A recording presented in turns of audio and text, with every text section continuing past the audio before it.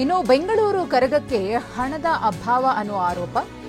ಹಾಗಾಗಿ ಈ ಬಾರಿ ಅದ್ಧೂರಿಯಾಗಿ ಕರಗ ಮಹೋತ್ಸವ ನಡೆಯೋದಿಲ್ವಾ ಅನ್ನೋ ಪ್ರಶ್ನೆ. ಅಧಿಕಾರಿಗಳ ನಿರ್ಲಕ್ಷ್ಯಕ್ಕೆ ದೇಗುಲದ ಆಡಳಿತ ಮಂಡಳಿ ಬೇಸರವನ್ನ ಹೊರಹಾಕಿದೆ. ಮೊದಲ ಬಾರಿಗೆ ಸರಳವಾಗಿ ಕರಗ ಶಕ್ತಿಯೋತ್ಸವಕ್ಕೆ ತೀರ್ಮಾನವನ್ನ ಮಾಡಿದ್ದಾರೆ. ಕರಗ ಸಮಿತಿ ಅಧ್ಯಕ್ಷ ಸತೀಶ್ ಅವರು ಇದ್ರ ಬಗ್ಗೆ ಮಾತನಾಡಿದ್ದಾರೆ. ಬೆಂಗಳೂರು ಕರಗ ಅಂದ್ರೆ ಅದರ ವಿಜೃಂಭಣೆ ಮತ್ತು ಅದರ ಶ್ರೀಮಂತಿಕೆ ಹೇಗಿರುತ್ತೆ ಅನ್ನೋದು ನಮ್ಮೆಲ್ಲರಿಗೂ ಕೂಡ ಗೊತ್ತಿರುವಂತಹ ವಿಚಾರ. ಆದರೆ ಈ ಬಾರಿ ಬಹಳ ಗೊಂದಲ ಸೃಷ್ಟಿಯಾಗಿದೆ. ಹಣಕಾಸಿನ ವಿಚಾರದಲ್ಲೂ ಕೂಡ ಅಭಾವ ಆಗಿದೆ ಅನ್ನೋ ಮಾತುಗಳು ಕೇಳಿಬರ್ತಾ ಇದೆ. ಈ ಕುರಿತು ಮತ್ತಷ್ಟು ಮಾಹಿತಿಯನ್ನು ಕೊಡೋದಕ್ಕೆ ನಮ್ಮ ಪ್ರತಿನಿಧಿ ಕಿರಣ್ ಸೂರ್ಯ ಇದೀಗ ನೇರ ಸಂಪರ್ಕದಲ್ಲಿದ್ದಾರೆ. ಕಿರಣ್ ಸೂರ್ಯ, ವರ್ಷಾನುಗಟ್ಲೆಯಿಂದ ಕರಗ ಮಹೋತ್ಸವ ನಡ್ಕೊಂಡು ಬರ್ತಾ ಇದೆ. 800 ವರ್ಷಗಳ ಇತಿಹಾಸದ ಕರಗ ಮಹೋತ್ಸವದಲ್ಲಿ ಈ ಬಾರಿ ಗೊಂದಲ ಸೃಷ್ಟಿಯಾಗಿದೆ, ಜಟಾಪಟಿಗೆ ಕಾರಣವಾಗಿದೆ. ಅದರಲ್ಲೂ ಕೂಡ ಹಣದ ವಿಚಾರದಲ್ಲಿ ಒಂದಷ್ಟು ಆರೋಪ ಪ್ರತ್ಯಾರೋಪಗಳು ಕೂಡ ಇಲ್ಲಿ ಕೇಳಿ ಬರ್ತಾ ಇದೆ. ರಾಜಕೀಯ ನಾಯಕರು ಕೂಡ ಸ್ಪಷ್ಟನೆ ಕೊಡುವಂತಹ ಹಂತಕ್ಕೆ ಇದು ಬಂದು ನಿಂತಿದೆ. ಏನಾಗ್ತಾ ಇದೆ ಅಂತ ಹೇಳಿ, ಇದೆಲ್ಲದಕ್ಕೂ ಹೇಗೆ ಇವರು ಉತ್ತರವನ್ನ ಕಂಡುಕೊಳ್ತಾರೆ? Full stop ಬೀಳುತ್ತಾ? ಹಿಂದೆ ಹೇಗ್ ನಡ್ಕೊಂಡು ಬಂದಿತ್ತೋ ಹಾಗೇನೆ ಈ ಬಾರಿಯೂ ಅದ್ಧೂರಿ ಕರಗವನ್ನ ಕಣ್ತುಂಬಿಕೊಳ್ಳಬಹುದಾ ಅಂತ? ಹೌದು ಮಧುಶ್ರೀ, ಈಗಾಗಲೇ ಕೂಡ ವಿಶ್ವವಿಖ್ಯಾತ ಬೆಂಗಳೂರು ಕರಗ ಶಕ್ತಿಯೋತ್ಸವಕ್ಕೆ ಬಿಬಿಎಂಪಿಯಿಂದ 1.5 ಕೋಟಿಯಷ್ಟು ಅನುದಾನವನ್ನ ಬಿಡುಗಡೆ ಮಾಡ್ತಿದ್ರು. ಆದರೆ ಈ ಬಾರಿ ಅನುದಾನವನ್ನ ಬಿಡುಗಡೆ ಮಾಡಿಲ್ಲ ಅನ್ನುವಂತ ಒಂದು ಆಕ್ರೋಶವನ್ನ ಈಗಾಗಲೇ ಧರ್ಮರಾಯ ಸ್ವಾಮಿ ದೇವಾಲಯದ ವ್ಯವಸ್ಥಾಪನಾ ಸಮಿತಿಯ ಅಧ್ಯಕ್ಷರಾಗಿರುವಂತಹ ಸತೀಶ್ ಅವರು ಮಾಡ್ತಾ ಇರುವಂತದ್ದು. ಈ ಬಗೆಗೆ ಮಾತಾಡ್ಲಿಕ್ಕೆ ಸತೀಶ್ ಅವರೇ ನನ್ನ ಜೊತೆಲಿದ್ದಾರೆ. ಸರ್, ಈಗಾಗಲೇ ಸರ್ಕಾರ ಪ್ರತಿ ವರ್ಷವೂ ಕೂಡ ಬೆಂಗಳೂರು ಕರಗ ಶಕ್ತಿಯೋತ್ಸವಕ್ಕೆ ಇಂತಿಷ್ಟು ಅಂತೇಳಿ ಅನುದಾನವನ್ನ ಬಿಡುಗಡೆ ಮಾಡ್ತಾ ಇತ್ತು. ಪ್ರತಿ ವರ್ಷ ಎಷ್ಟು ಅನುದಾನವನ್ನ ಬಿಡುಗಡೆ ಮಾಡ್ತಾ ಇತ್ತು, ಈ ವರ್ಷ ಎಷ್ಟು ಅನುದಾನವನ್ನ ಸದ್ಯ ಬಿಡುಗಡೆ ಮಾಡಿದ್ದಾರೆ ಅಂತ? ಸರ್, ಈಗ ನಮ್ಮ ಸರ್ಕಾರ ಅಂದ್ರೆ ಈಗ ಕಾಂಗ್ರೆಸ್ ಸರ್ಕಾರ ಬಂದ ಮೇಲೆ 1.5 ಕೋಟಿ ಅನುದಾನ ಅಂತ ಇಟ್ರು. ಮೈಸೂರು ದಸರಾ ಹೆಂಗೋ ಬೆಂಗಳೂರು ಕರಗ ಹಂಗೆ, ವಿಶ್ವವಿಖ್ಯಾತ ಬೆಂಗಳೂರು ಕರಗಕ್ಕೆ ನಾವೇನೂ ಕಮ್ಮಿ ಮಾಡಲ್ಲ, ನೀವು ವಿಜೃಂಭಣೆಯಿಂದ ಮಾಡಿ ಅಂತ ನಮಗೆ BBMPನೂ ಸಹಕಾರ ಕೊಟ್ಟೈತೆ, ಸರ್ಕಾರನೂ ಸಹಕಾರ ಕೊಟ್ಟೈತೆ. ನಮ್ಮ CM ಆಗಿರ್ಬೋದು, DCM ನಮ್ಮ DK ಶಿವಕುಮಾರ್ ಸರ್ ಆಗಿರ್ಬೋದು, ಮೊನ್ನೆ ಒಂದು ಮಾತು ಹೇಳಿದ್ರು, ನೀವು 2 ಕೋಟಿ ತಗೊಳ್ಳಿ, ಇನ್ನೂ ವಿಜೃಂಭಣೆಯಿಂದ ಮಾಡಿ, ನಾವು ಇದರಲ್ಲಿ ಅಡ್ಡ ಬರಲ್ಲ, ನೀವು ವಿಜೃಂಭಣೆಯಿಂದ ಮಾಡಿ ಅವ್ರನ್ನ ಇನ್ವೈಟ್ ಮಾಡಕ್ಕೆ ಹೋದಾಗ. ಅದಾದಮೇಲೆ ನಮ್ಮ ರಾಮಲಿಂಗಾರೆಡ್ಡಿ ಸರ್ ಆಗಿರ್ಬೋದು, ಅವರು ಅಷ್ಟೇ ಒಳ್ಳೆ ಕೋಆಪರೇಟ್ ಮಾಡ್ತಾ ಇದ್ದಾರೆ. ಅವರು ನೀವು ಮಾಡಿ, ನಾವು ನಿಮ್ಮ ಸಂಪ್ರದಾಯ ವಿಷಯದಲ್ಲಿ ನಾವು ಅಡ್ಡ ಬರಲ್ಲ ಅಂತೇಳಿ ಅವರು ಹೇಳಿದ್ರು. ಮತ್ತು ಹ್ಯಾರಿಸ್ ಸರ್ ಪ್ರತಿನಿತ್ಯ ಅವರು ನಮಗೆ ಸಂಪರ್ಕದಲ್ಲಿದ್ದಾರೆ. ಅವ್ರು ಪ್ರತಿಯೊಂದಕ್ಕೂ ಇದು ಮಾಡ್ತಾರೆ, ಸಪೋರ್ಟ್ ಮಾಡ್ತಾ ಇದ್ದಾರೆ. ಅವರು ನಮಗೆ ಸರ್ಕಾರ ತುಂಬ ಸಪೋರ್ಟ್ ಇದೆ. ಮತ್ತು ನಮ್ಮ RV ದೇವರಾಜ್ ಸಾಹೇಬ್ರು ಅವ್ರಿಗೆ ಸ್ವಲ್ಪ ಹೆಲ್ತ್ ಪ್ರಾಬ್ಲಮ್ ಅಂದ್ರು ಅವ್ರು ನನಗೆ ಫೋನ್ ಮಾಡಿ ವಿಚಾರಿಸ್ಕೊಳ್ತಾ ಇದ್ದಾರೆ, ನಾನು ಏನು ಮಾಡಬೇಕು, ಹೆಂಗಿದೆ ಸ್ವಲ್ಪ ನೋಡ್ಕೊಂಡು ಮಾಡು. ಬಿಬಿಎಂಪಿಯಿಂದ ಪ್ರತಿ ವರ್ಷವೂ ಕೂಡ ನಿಮಗೆ ಎಷ್ಟು ಕೋಟಿ ಅನುದಾನ ಬಿಡುಗಡೆ ಆಗ್ತಿತ್ತು ಮತ್ತು ಯಾವ ಸಂದರ್ಭದಲ್ಲಿ ಆ ಅನುದಾನವನ್ನು ಕೊಡ್ತಿದ್ರ? ಅಂದ್ರೆ ಈ 11 ದಿನಗಳ ಕಾಲದ ಶಕ್ತಿಯೋತ್ಸವದ ಸಂದರ್ಭದಲ್ಲಿ ಅನುದಾನವನ್ನ ಕೊಡ್ತಿದ್ರ, ಅಥವಾ ಕರಗ ಶಕ್ತಿಯೋತ್ಸವ ಮುಗಿದ ಮೇಲೆ ಇದರ ಬಿಲ್ಗಳನ್ನ ಕೊಟ್ಟ ಮೇಲೆ ಅನುದಾನವನ್ನು ಕೊಡ್ತಿದ್ರ? ಈ ಬಾರಿ ಆಗಿರುವಂತ ಗೊಂದಲ ಏನು ಅಂತ ಇಲ್ಲಿ ಹೇಳ್ತೀನಿ ನೋಡಿ, ಅದು ಕ್ಲಿಯರ್ ಆಗಿ. BBMP ನಮಗೆ ಅನುದಾನ ಕೊಡೋದು, ನಮ್ಮ ಧರ್ಮರಾಯ ಸ್ವಾಮಿ ದೇವಸ್ಥಾನ ಜಾಗ BBMP ಕೊಟ್ಟಿರೋದು. BBMP ನಮ್ಗೆ ಅನುದಾನ ಕೊಡುತ್ತೆ, ವ್ಯವಸ್ಥಾಪನಾ ಸಮಿತಿ ಅಕೌಂಟ್ಗೆ ದುಡ್ಡು ಹಾಕುತ್ತೆ, ವ್ಯವಸ್ಥಾಪನಾ ಸಮಿತಿ ಬಿಲ್ ಮಾಡ್ತೀರಿ. ಈ PR ರಮೇಶ್ ಅವ್ರು ಏನು ಮಾಡಿದ್ರು, 1-2 ವರ್ಷದಿಂದ ಅವರು ಪ್ರತಿಯೊಂದರಲ್ಲೂ ಪರ್ಸೆಂಟೇಜ್ ಎಕ್ಸ್ಪೆಕ್ಟೇಷನ್ ಮಾಡ್ತಾರೆ. ಇಲ್ಲಿ ನಂತರ ಸುಮಾರು ಸಲ ಬಂದು ಮಾತಾಡಿದ್ದಾರೆ, ನೋಡು ಇದು ನನ್ನ ಅಧ್ಯಕ್ಷದಲ್ಲಿ ಆಗಬೇಕು, ಇಲ್ಲ ಅಂತ ಹೇಳಿದ್ರೆ ನಾನು ಹೇಳ್ದಂಗೆ ಬಿಲ್ ಮಾಡಬೇಕು ಅಂತ. ನಾನು ಯಾವುದಕ್ಕೂ ಸ್ಪಂದಿಸಲ್ಲ. ನನಗೇನಂದ್ರೆ ನಾನು ಲೈವ್ ಬಿಡ್ತೀನಿ, ಎಲ್ಲ ಪ್ರತಿಯೊಂದು ಫೇಸ್ಬುಕ್ ಲೈವ್ ಬಿಡ್ತೀನಿ, ಪ್ರತಿಯೊಂದು ಲೆಕ್ಕಾಚಾರ ನಾನು ಬಂದ ಮೇಲೆ ಪಿನ್ ಟು ಪಿನ್ ಕೊಡ್ತಾ ಇದ್ದೀನಿ. ಹೋದ ವರ್ಷ ಏನು ಗೊಂದಲ ಆಯ್ತಂದ್ರೆ 40 ಲಕ್ಷ BBMP ಫಸ್ಟೇ ಕೊಟ್ಬಿಡ್ತಾರೆ, 40 ಲಕ್ಷ ಕರಗಕ್ಕೆ ಮುಂಚೆನೇ ಕೊಟ್ಬಿಡ್ತಾರೆ. ಇನ್ನು ಮಿಕ್ಕಿದ್ದು ನೀವು ಬಿಲ್ ಕೊಟ್ಟ ಮೇಲೆ ಕೊಡ್ತೀನಿ ಅಂತ ಹೇಳ್ತಾರೆ. ನಾವು ಬಿಲ್ ಕೊಟ್ಟ ಮೇಲೆ 1.5 ಕೋಟಿ ಬಜೆಟಲ್ಲಿ ಇಡ್ತಾರೆ, ಕಮಿಷನರು ಹೇಳ್ತಾರೆ 1.5 ಕೋಟಿ ಬಜೆಟಲ್ಲಿ ಇಡ್ತಾರೆ BBMPನಲ್ಲಿ, ನಮ್ಮ ಅಕೌಂಟ್ಗೆ ಮಾಡಬೇಕು ಅಂತ ಹೇಳಿ ಆಗುತ್ತೆ. ಆಗ ಏನು ಮಾಡ್ತಾರೆ, PR ರಮೇಶು ಸ್ವಲ್ಪ ಜನನ ಜೊತೆಲಿ ಹಾಕ್ಕೊಂಡು ಇದನ್ನ ವ್ಯವಸ್ಥಾಪನಾ ಸಮಿತಿ ಕೊಡಬೇಡಿ ಅಂದರೆ, ಇವಾಗ ನೋಡಿ ಯಾರ ಮೇಲೆ ಅಂದರೂ ಒಂದು ಅಲಿಗೇಷನ್ ಮಾಡಿದ್ರೆ ಅದನ್ನ ಕನ್ಫರ್ಮ್ ಮಾಡಿದ್ಮೇಲೆ ಇದು ಮಾಡಬೇಕು. ಇವಾಗ CM ಅವ್ರ ಮೇಲೂ ಒಂದು ಅಲಿಗೇಷನ್ ಮಾಡಿದ್ರು, ಕನ್ಫರ್ಮ್ ಆಗಿಲ್ಲ, ಇದಾಯಿತು. ಈ ಥರ ನನ್ನ ಮೇಲೂ ಒಂದು ಅಲಿಗೇಷನ್ ಮಾಡಿದ್ರು, ಕನ್ಫರ್ಮ್ ಆಗಿಲ್ಲ, ನಾನು ನಿರಪರಾಧಿ ಆದ.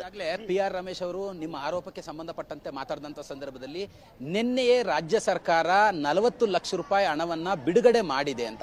ಹಣ ಎಲ್ಲೋಯ್ತು ಮತ್ತೆ ಯಾರ ಅಕೌಂಟಿಗೆ ಹೋಗಿದೆ ಈ ಹಣ ಅಂತ? ಒಳ್ಳೆ ಪ್ರಶ್ನೆ ಕೇಳಿದ್ರಿ. ನೋಡಿ, ಇವರು ಹೈಕೋರ್ಟ್ ಆದೇಶನ ಉಲ್ಲಂಘನೆ ಮಾಡ್ತಾ ಇದ್ದಾರೆ.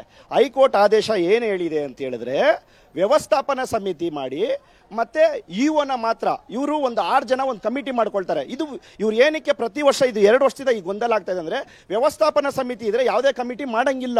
ವ್ಯವಸ್ಥಾಪನಾ ಸಮಿತಿ ಅಧಿಕಾರದಲ್ಲಿ ಇರೋವಾಗ ಇವ್ರು ಏನ್ ಮಾಡ್ತಾರೆ, ಎಲ್ಲ ಅಡ್ಡದಾರಿನಲ್ಲಿ ಕಮಿಟಿ ಮಾಡ್ತಾ ಇದ್ದಾರೆ. ಎಲ್ಲ PR ರಮೇಶ್ ಮಾತು ಕೇಳಿಕೊಂಡು ವ್ಯವಸ್ಥಾಪನಾ ಸಮಿತಿ ಇದ್ದಾಗಲೂ ಇವ್ರು ಕಮಿಟಿ ಮಾಡಿದ್ರು, ಈಗಲೂ ಕಮಿಟಿ ಮಾಡಿದ್ದಾರೆ. ಹೈಕೋರ್ಟ್ ಆದೇಶ ಇದ್ರೂ ಹೈಕೋರ್ಟ್ ಆದೇಶ ಏನು ಹೇಳಿದೆ ಅಂದ್ರೆ, ಒಂದು ವ್ಯವಸ್ಥಾಪನಾ ಸಮಿತಿ, ಒಂದು ಹಣಕಾಸು ದುರ್ಬಳಕೆ ಅಂತ PR ರಮೇಶ್ ಅವ್ರ ಟೀಮ್ ಏನು ಇದು ಮಾಡಿದಾರೋ ಅದಕ್ಕೋಸ್ಕರ ನಾ ಜೊತೆಲಿ ಇಟ್ಕೊಳ್ಳಿ ಅಂತ ಹೇಳಿದ್ದಾರೆ. ನಾವು ಅವಾಗ ಒಂದು ಮಾತು ಹೇಳಿದ್ರು, ನಮ್ಮ ಲಾಯರು ನಮ್ಗೇನು ಅಭ್ಯಂತರ ಇಲ್ಲ, ಅಕೌಂಟ್ಗೆ ದುಡ್ಡು ಹಾಕಿ ಅಂತಾನೆ ಹೇಳಿದ್ದಾರೆ. ಲೆಕ್ಕಾಚಾರ ಅವ್ರು ಆದರೆ 1.5 ಕೋಟಿ ಹಣವನ್ನು ಲೆಕ್ಕಾಚಾರ ನೋಡಲು ಒಬ್ಬರೇ ಅಂತ ಹೈಕೋರ್ಟ್ ಆದೇಶ ಇದೆ.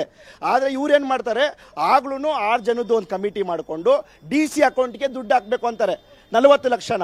ಈಗ ಕರ್ಗ 8ನೇ ದಿವಸ ಇದೆ. ಪ್ರತಿಯೊಂದು ನಾವು ಫಸ್ಟ್ ಟೈಮ್ ಇತಿಹಾಸದಲ್ಲಿ ಪೂಜಾರಿ ದುಡ್ಡು ಹಾಕಿರೋದು, ಕರಗ ಎತ್ತ ಪೂಜಾರಿಗಳು 20 ಲಕ್ಷ. ನಾವು 3 ಜನ ಮಾತಾಡ್ಕೊಳ್ತೀರಿ, ಬಾಲಕೃಷ್ಣ ಖಜಾಂಚಿ ಅವರು, ನಾವು 3 ಜನ 20 ಲಕ್ಷ ಹಾಕಿಸಿ 8 ದಿವಸ ಜಾತ್ರೆ ಮಾಡ್ಕೊಂಡು ಬರ್ತೀರಿ. ಇದೇ ತಹಸೀಲ್ದಾರು ಎಲ್ಲ ಏನು ಹೇಳ್ತಾರೆ, ನಿಮ್ಗೆ ಆ ಶಕ್ತಿ ಕೊಟ್ಟೈತೆ ದೇವರು, ನೀವು ಮಾಡ್ಕೊಂಡೋಗಿ, ನಮ್ಮ ಹತ್ರ ದುಡ್ಡಿಲ್ಲ, ದುಡ್ಡು ಬಂದ ಮೇಲೆ ನಿಮ್ಗೆ ಕೊಡ್ತೀರಿ, ಯಾಕಂದ್ರೆ ನೀವು ಚಾಲ್ತಿನಲ್ಲಿ ಇದ್ದೀರಾ, ನೀವು ಮಾಡಿ ಅಂತಾರೆ. ನಾವು ಆ ಧೈರ್ಯದ ಮೇಲೆ ಮಾಡ್ಕೊಂಡು ಬರ್ತೀವಿ. 40 ಲಕ್ಷ ರೂಪಾಯಿ ಬಿಡುಗಡೆ ಆಗಿರುವಂತಹ ಹಣ ಯಾರ ಅಕೌಂಟ್ಗೆ ಹೋಗಿದೆ, ಅವ್ರು ನಿಮಗೆ ಹಣವನ್ನು ಕೊಟ್ಟಿದ್ದಾರಾ ಈಗ ಅಂತ? ಕರಗ ಶಕ್ತಿಯೋತ್ಸವ ಮಾಡ್ಲಿಕ್ಕೆ ಮೊದಲ ಹಂತದಲ್ಲಿ ಹಣ ಬಿಡುಗಡೆ ಮಾಡ್ತಾರಲ್ಲ, ಹಣವನ್ನು ಬಿಡುಗಡೆ ಮಾಡಿದಾರಾ ಈಗ? ನಿಮ್ಗೆ ಏನಾದ್ರು ಕೊಟ್ಟಿದ್ದಾರಾ? ನೀವೇನಾದ್ರೂ ಬಿಲ್ ಸಬ್ಮಿಟ್ ಮಾಡಿದಿರಾ? ಇಲ್ಲ ಯಾರ ಅಕೌಂಟ್ ಅಲ್ಲಿ ಇದೆ ಆ ಹಣ ಅಂತ? ಈ 40 ಲಕ್ಷ ಅಕೌಂಟ್ ಏನು ಹೋಗಿದೆ ಅಂತ ಹೇಳ್ತಾ ಇದ್ದಾರೋ, ನಾನು ಇವಾಗ ಮಾಧ್ಯಮ ಮುಖಾಂತರನೇ ನೋಡಿದೆ, DC ಅಕೌಂಟ್ಗೆ ಹೋಗಿದೆ ಅಂತಾರೆ. ಆದರೆ DC ಅಕೌಂಟ್ ಹಾಕಕ್ಕೆ ಹೈಕೋರ್ಟ್ ಆದೇಶ ಇಲ್ಲ, ಮಾತ್ರ ಹ್ಯಾಂಡ್ಲ್ ಮಾಡ್ಬೇಕಂತ ಇದೆ. DC ಅವ್ರು ಹೇಳ್ತಾರಂತೆ, ಎಲ್ಲ ಬಿಲ್ ಬರಲಿ, ಕರ್ಗ ಆಗಲಿ, ರಿಲೀಸ್ ಮಾಡ್ತೀನಿ ಅಂತ. ಹೂವಾದವರು ಕರ್ಗ ಆಗೋ ತನಕ ಕಾಯ್ತಾರ? ಇವಾಗ ಇವ್ರು ಹೇಳ್ತಾರೆ ಎಲ್ಲ ಚೆಕ್ ರೂಪದಲ್ಲಿ ಕೊಡ್ಬೇಕಂತ. ಕರ್ಗ ಆದ್ಮೇಲೆ ಇವಾಗ ನಾವೆಲ್ಲರಿಗೂ ನೋಡಿ, ಇವಾಗ ನಿಮ್ಮ ಮುಂದೆನೇ ನಾನು 20 ಲಕ್ಷ ತರಿಸಿದ್ದೀನಿ, ಹೂವಾದವ್ರು ಕೊಡ್ತಾ ಇದ್ದೀನಿ. ನನಗೆ ಜಾತ್ರೆ ವಿಜೃಂಭಣೆಯಿಂದ ಆಗಬೇಕು. ನಿಮ್ಗೆ ಗೊತ್ತು, 8 ದಿವಸದಿಂದ ವಿಜೃಂಭಣೆಯಿಂದ ಆಗ್ತಾ ಇದೆ. ಪ್ರತಿಯೊಂದು ನಿಮ್ಮ ಮಾಧ್ಯಮದಲ್ಲಿ ಮತ್ತೆ ಪ್ರತಿಯೊಂದು ಪೇಪರಲ್ಲೂ ಬರ್ತಾ ಇದೆ. ಜಾತ್ರೆನಲ್ಲಿ ನಾವು ಯಾವುದೇ ತೊಂದರೆ ಆಗಲ್ಲ, ಎಲ್ಲ ಜಾತ್ರೆ ವಿಜೃಂಭಣೆಯಿಂದ ಆಗುತ್ತೆ, ನಾವು ದುಡ್ಡು ಕಾಸು ಹಾಕಿ ಮಾಡ್ತೀರಿ. ಇದು ಸರ್ಕಾರ ಗಮನಕ್ಕೆ ನಾವು ತರಬೇಕಾಗಿತ್ತು. ಯಾಕಂದ್ರೆ ಸರ್ಕಾರ ನಮಗೆ ಸ್ಪಂದಿಸಿದೆ, ಸರ್ಕಾರ ನಮ್ಗೆಲ್ಲ ತರ ಇದು ಮಾಡ್ತಾ ಇದೆ. ಆದರೆ ಈ ಅಧಿಕಾರಿಗಳು, ಈ PR ರಮೇಶ್ ನಮ್ಮ ಜನಾಂಗನ, ನಮ್ಮ ಇದನ್ನೆಲ್ಲ ಮಿಸ್ಗೈಡ್ ಮಾಡಿ ಈ ತರ ಮಾಡ್ತಾ ಇದ್ದಾರೆ. ಈ 40 ಲಕ್ಷದಲ್ಲಿ ₹1 ಹಣ ನಮಗೆ ಬಿಡುಗಡೆ ಆಗಿಲ್ಲ. ಅದನ್ನ ನಾನು ಮಾಧ್ಯಮ ಮುಖಾಂತರ ಸರ್ಕಾರ ಗಮನಕ್ಕೆ ತರ್ತಾ ಇದ್ದೀನಿ. ಈಗ ADC ಅವರು ಕೂಡ ಮಾತಾಡುವಂತ ಸಂದರ್ಭದಲ್ಲಿ ಹೇಳಿದ್ರು, ಈಗಾಗಲೇ 40 ಲಕ್ಷ ರೂಪಾಯಿ ಹಣವನ್ನ ನಾವು ಬಿಡುಗಡೆ ಮಾಡಿದ್ದೇವೆ, ಟೆಂಡರ್ ಅನ್ನ ಕೊಟ್ಟಿದ್ದೇವೆ. ಅಂದ್ರೆ ಹೂವಾಗಿರ್ಬೋದು, ಲೈಟಿಂಗ್ಸ್ ಆಗಿರ್ಬೋದು, ಎಲ್ಲಾ ತರಹದ ವ್ಯವಸ್ಥೆಗೆ ಟೆಂಡರ್ ನ ಕೊಟ್ಟಿದ್ದೇವೆ ಅಂತ. ಯಾವ ಟೆಂಡರ್ದಾರರಿಗೆ ಹಣ ಬಿಡುಗಡೆ ಆಗಿದೆ? ಮತ್ತೆ ಇಲ್ಲಿ ಕಾಮಗಾರಿ ಅಂದ್ರೆ ಕೆಲಸಗಳು ಏನಾದ್ರು ಅಂದ್ರೆ ಹೂ ಹಾಕಂತದ್ದಾಗಿರ್ಬೋದು, ಲೈಟಿಂಗ್ಸ್ ಆಗಿರ್ಬೋದು, ಅವೆಲ್ಲವೂ ಕೂಡ ನಡೀತಾ ಇದೆಯಾ? ಏನಾಗಿದೆ? ನಿಮಗೆ ಗೊತ್ತು, ಪ್ರತಿನಿತ್ಯ ಎಲ್ಲ ವಿಜೃಂಭಣೆಯಿಂದ ಆಗ್ತಾ ಇದೆ. ಇವ್ರು ಏನ್ ಮಾಡಿದ್ದಾರೆ ಅಂದ್ರೆ, ಒಂದು ಫೇಕ್ ಟೆಂಡರ್ನ ಕ್ರಿಯೇಟ್ ಮಾಡಿದ್ದಾರೆ.